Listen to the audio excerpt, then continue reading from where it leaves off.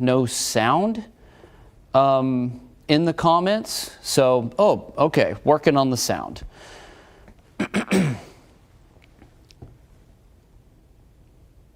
Okay, do we have the sound now maybe? My audio guy, David, is telling me maybe we have the sound. Okay, good now. Now it is. Okay, very good.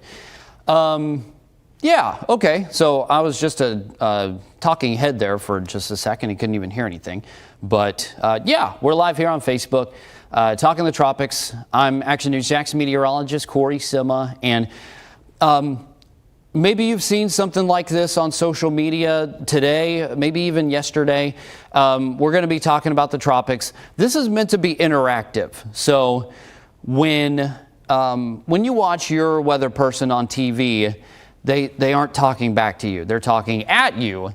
You can certainly talk to us, and I'm sure you do it sometimes, and maybe sometimes you don't have nice things to say. But this is meant to be interactive. So if you have questions, I'm going to answer them.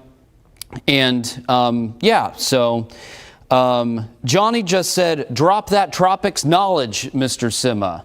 So, okay.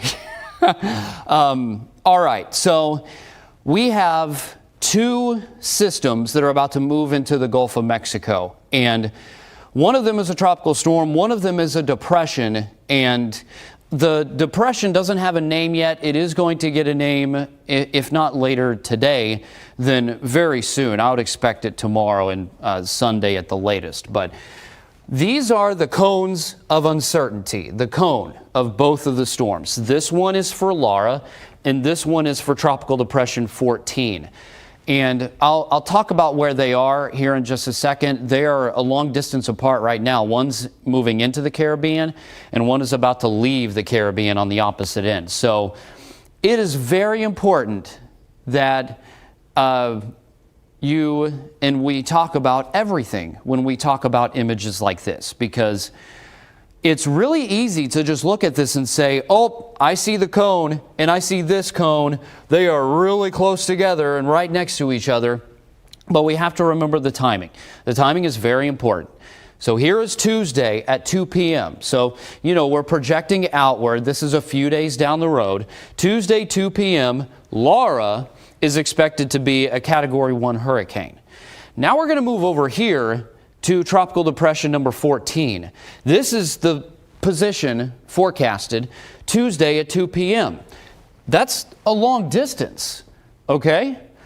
And I can distance this kind of on my own here on the weather computer just to show you exactly what we're talking about here. That's between 500 and 600 miles. When we're talking global, that's not a big distance, but some of these interactions are smaller scale. And so that is a pretty big distance, relatively speaking. Maybe y'all have seen stuff floating around that there is a superstorm headed into the Gulf of Mexico. Not the case.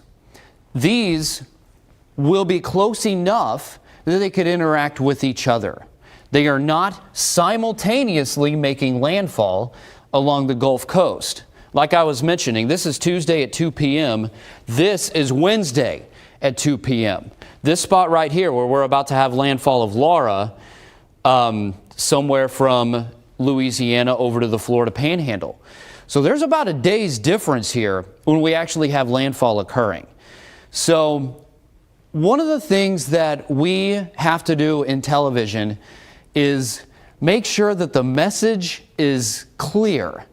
And sometimes that can be hard to do. And sometimes we aren't clear about the message and what we're saying. So, you know, we try to be as clear as possible. We are not here to hype anything up in the First Alert Weather Center. And those of you who know and trust Chief Meteorologist Mike Burrish, you know that's not how he operates. So, Paula, I'm looking at this question right here. So I guess, will there be more rain in Jax like every day? There will be an increase in local moisture, just a little bit, and we'll talk about that here later. Bertranda. Hope I'm saying your name right, my friend. So it's not going to bounce off of each other, pushing Laura toward the panhandle. Bertranda, that's a great question. Because of the interactions, it's hard, the potential interactions, I'll say that. It's hard to know where one could go and where the other could go. But we aren't expecting something crazy to happen, like one bounces off of the other and then goes the complete opposite direction. That's not the forecast right now. So I hope that I can be very clear in giving out that message to you all. And so we'll just talk about a couple of those little different things. But I wanted to start with this because I've seen several different instances of this out there on the interwebs and the social media. And so we're going to be talking about it for the next couple of days. It's hard to fight those grabby headlines out there that talk about a superstorm and whatnot. But those of you, if you know about Superstorm Sandy, that impacted New York. That was back in 2012. This is similar. It's not exactly the same. It's similar. It's similar to that.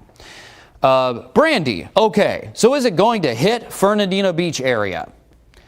No, Brandy, no. It is not going to hit the Fernandina Beach area. Laura is going to have very minimal local impacts.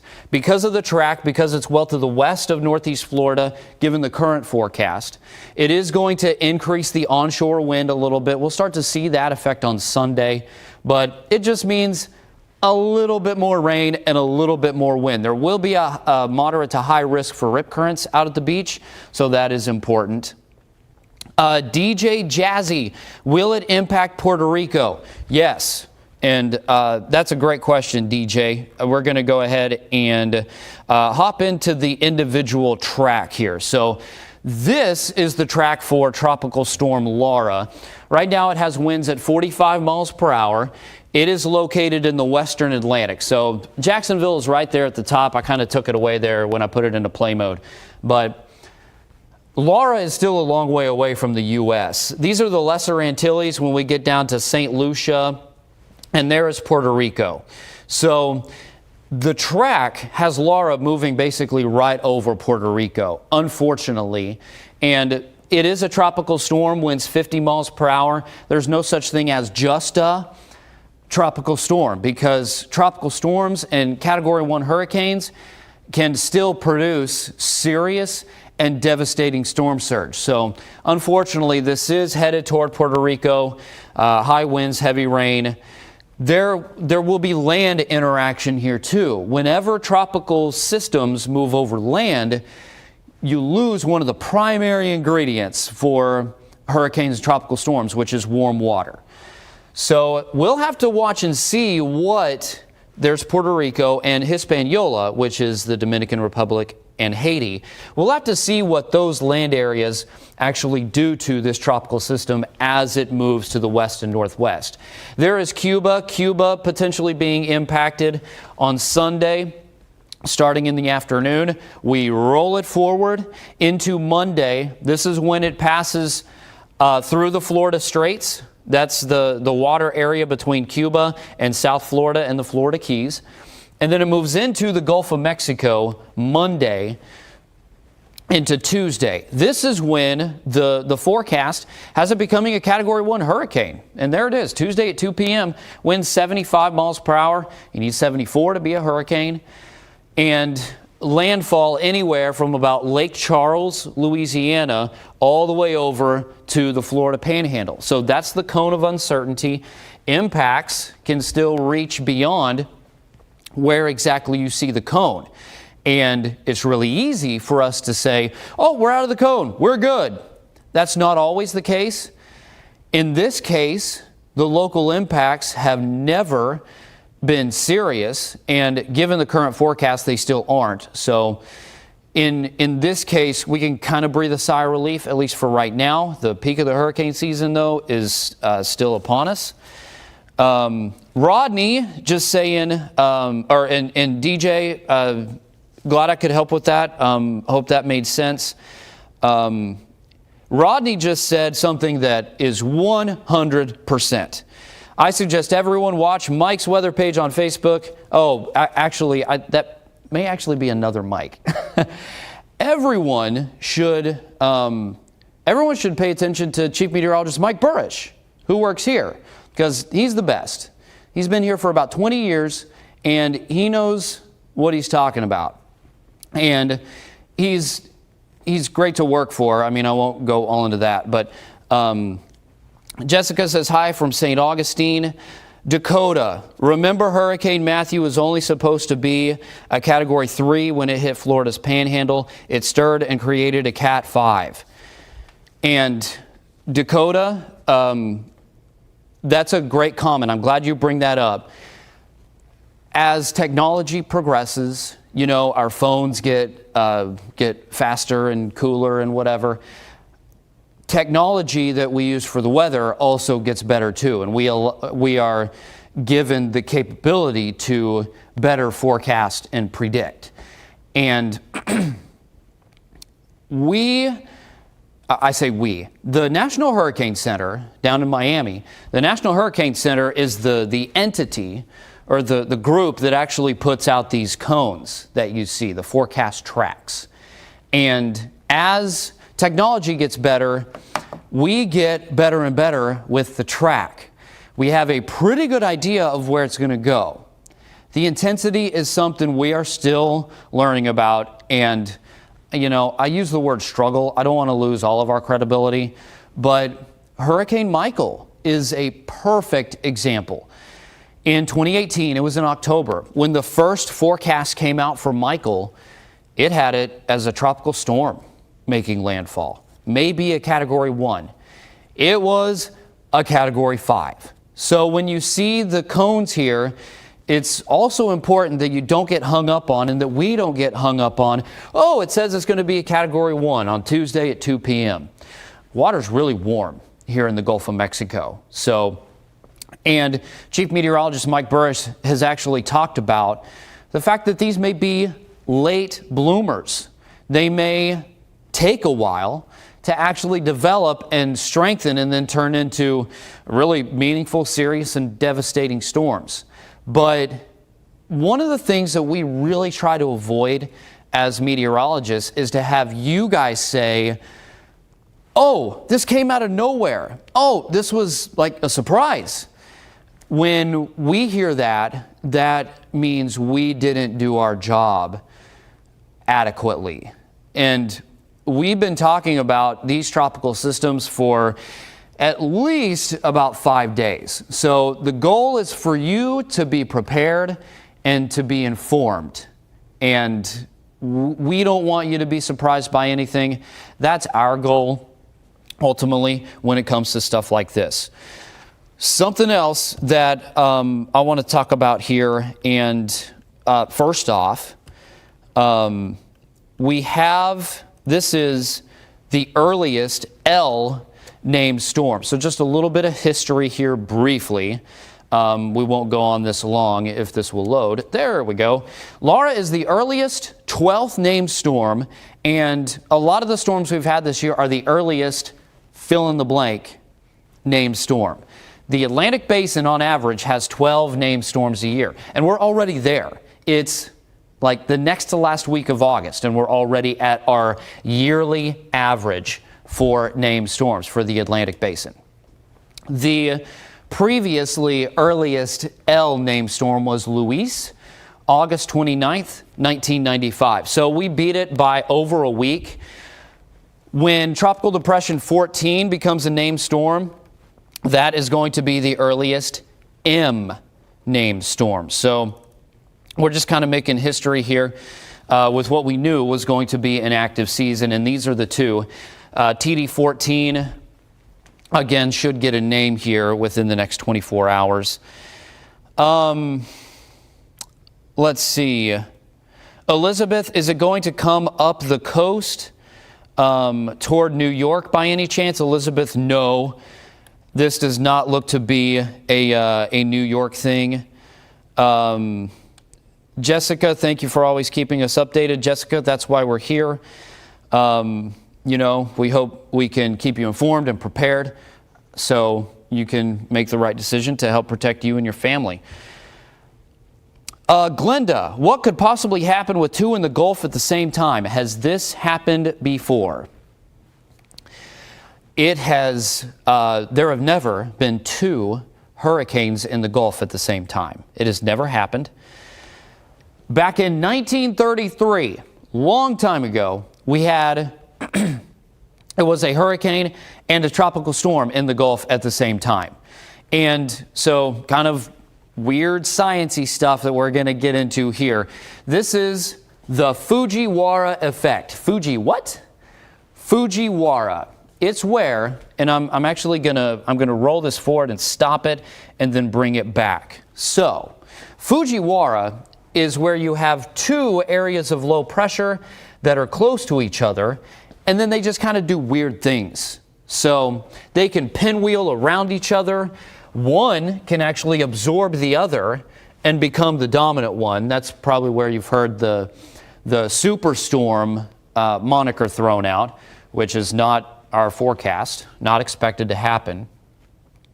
They can pinwheel, they can deflect and go different directions, which is also not the forecast, but they can just do kind of strange things. One can become more dominant, one can pinwheel around the other, or the other can actually do the pinwheeling.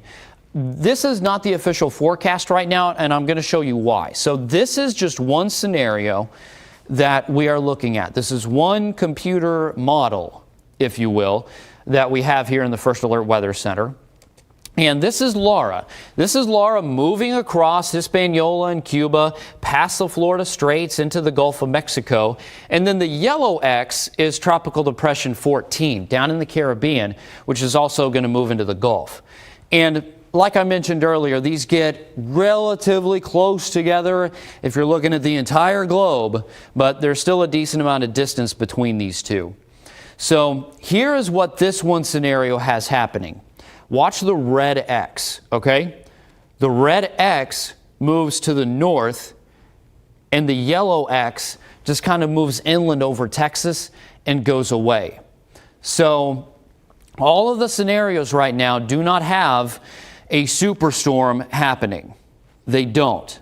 And Chief Meteorologist Mike Burrish also does not expect or predict this to happen.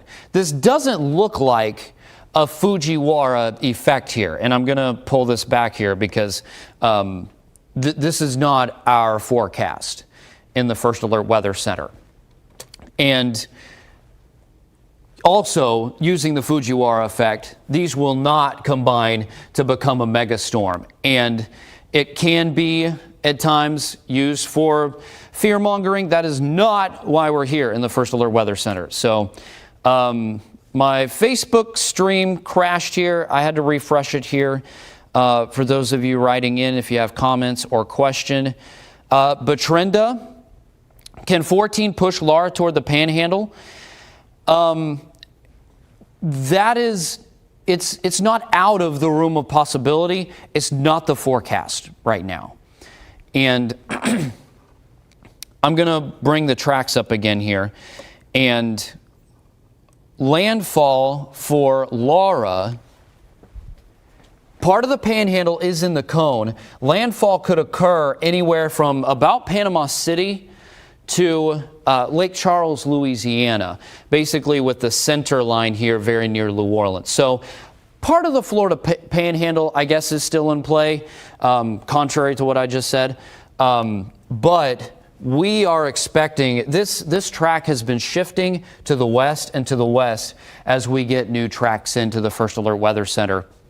So doesn't look like a big threat for the panhandle, but if you have friends or family, Bertrenda, you know, if you know anybody along the Gulf Coast, anywhere along the Gulf Coast, all the way over to Texas, you need to make sure that they're weather aware.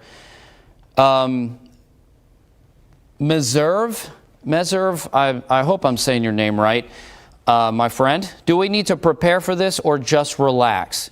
If you're in Northeast Florida and Southeast Georgia, You always need to be prepared. We are going to see minimal local impacts from this. We aren't even to the peak of hurricane season yet, and we actually have a graph of that. I'm going to pull that up real quick to show you kind of where we're at. Actually, this is not the one, so stand by. So it's always important during hurricane season that you have a plan and you know what to do in case a tropical system moves in. In this case, which I know is what all y'all want to know, this does not look to be a player for Northeast Florida and Southeast Georgia. Areas to the west of the Gulf Coast, again, anywhere from about Panama City or Pensacola, all the way over to Texas, need to be aware of two tropical systems that are headed our way. Howard, we have property in the lower Keys. Am concerned about Key West. Yeah, in Howard, these are tracking toward the Keys. So, yeah, definitely something you need to be aware of. I'm going to look at a couple more questions here. Michelle, I'm not trying to be mean, but if this has never happened, then we are unsure what this storm is going to do. Yeah, Michelle, we have very high confidence in what we are seeing.